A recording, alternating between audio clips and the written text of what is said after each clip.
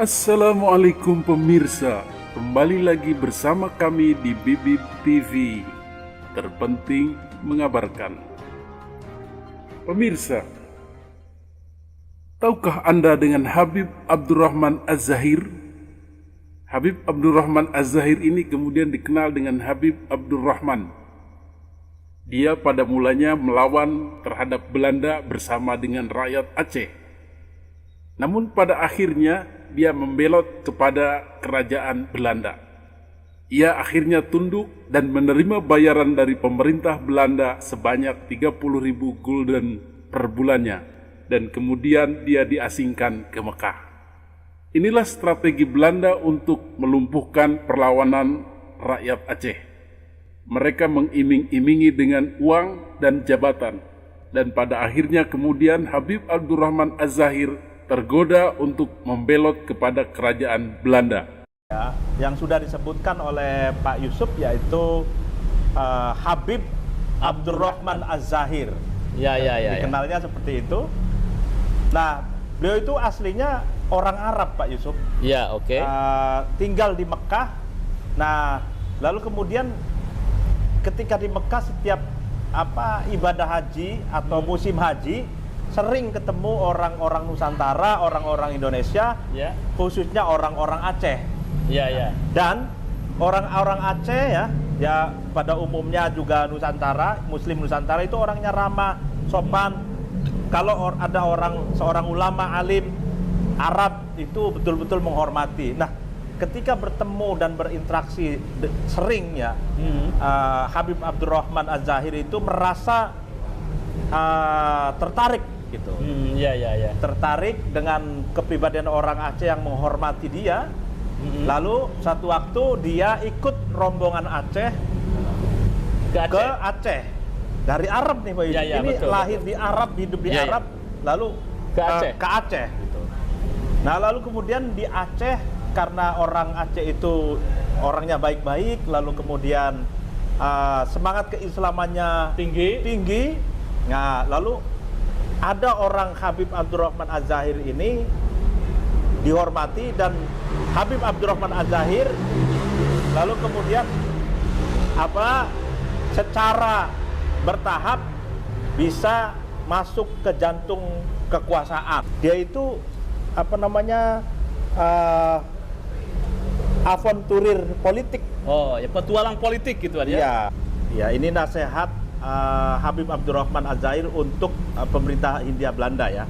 Yang pertama, disebabkan oleh rasa sayang yang ikhlas terhadap pemerintah Belanda, saya hendak menyatakan pikiran-pikiran saya supaya didengarkan dengan adil, secara singkat dan tidak resmi, tetapi sebagai tanda pemberitahuan yang tulus dan bersahabat.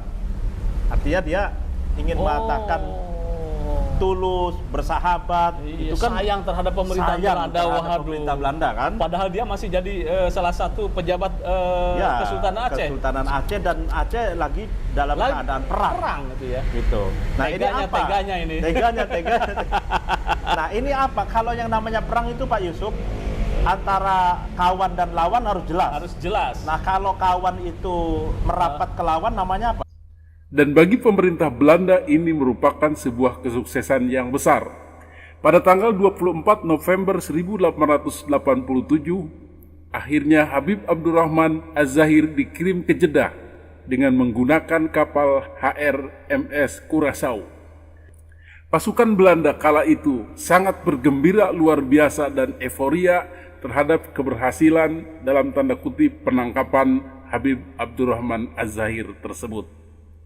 Seorang ofisir Belanda yang bernama Mayor McLeod kemudian mempelesetkan lagu Valderadera yang populer saat itu untuk menggambarkan kegembiraannya. Isi lagu Valderadera yang sudah digubah oleh Mayor McLeod sebagai berikut. Nun di sana terapung istana samudra, namanya Curaçao. Habib yang berani dan menyerah akan dibawa ke Mekah dengan tujuan nyata. Kini ia berdendang riang Valderadera untuk gubernemen kita. Banyaknya sekian ribuan dolar sebulan. Tidak cerdikah saya? Kemudian setelah diamankan oleh pihak Belanda, tokoh Belanda yang bernama Senokhar Grunge kemudian mempelajari karakteristik dan strategi rakyat Aceh lewat Habib Abdurrahman Az-Zahir tersebut. Melalui Habib Abdurrahman Az-Zahir didapatkan 6 pokok-pokok yang akan dijadikan oleh Belanda sebagai strategi untuk menundukkan rakyat Aceh. Selain Habib Abdurrahman Az-Zahir, ada seorang pengkhianat lainnya yang disebut sebagai Pang Tibang. Disebutkan dalam sejarah rakyat Aceh, Panglima Tibang adalah lelaki Hindu India yang memiliki keahlian bersulap. Keahliannya membuat ia dapat masuk ke kerajaan Aceh dan bahkan kemudian diangkat sebagai Syah Bandar. Pada saat inilah secara bersamaan dia bersaing dengan Habib Abdurrahman Az-Zahir. Kemudian Sultan memerintahkannya untuk bekerja sama dan menjalin diplomasi. Namun pada tahun 1879 Pang Tibang kemudian berbalik arah dan bergabung dengan Belanda. Dan karena ulahnya tersebut menjadikan Aceh terjerumus pada perang panjang dengan Belanda.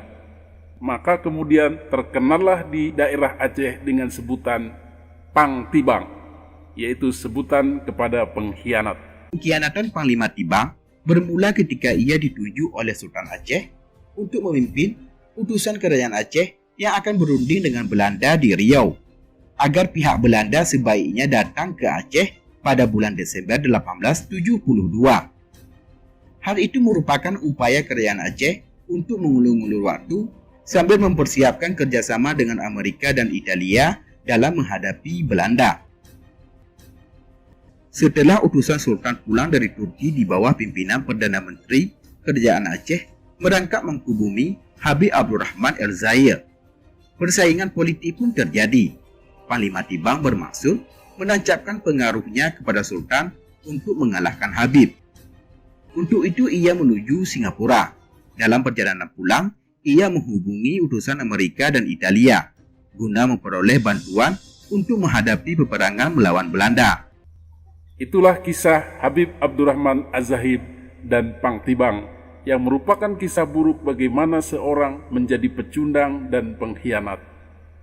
Dan pada saat yang sama, di wilayah lain pun yaitu di wilayah Batavia, rekannya, saudara sesama klan Ba'alawi bernama Habib Utsman bin Yahya melakukan hal yang sama, yaitu berkhianat kepada pribumi Nusantara. Demikian Bibip TV mengabarkan.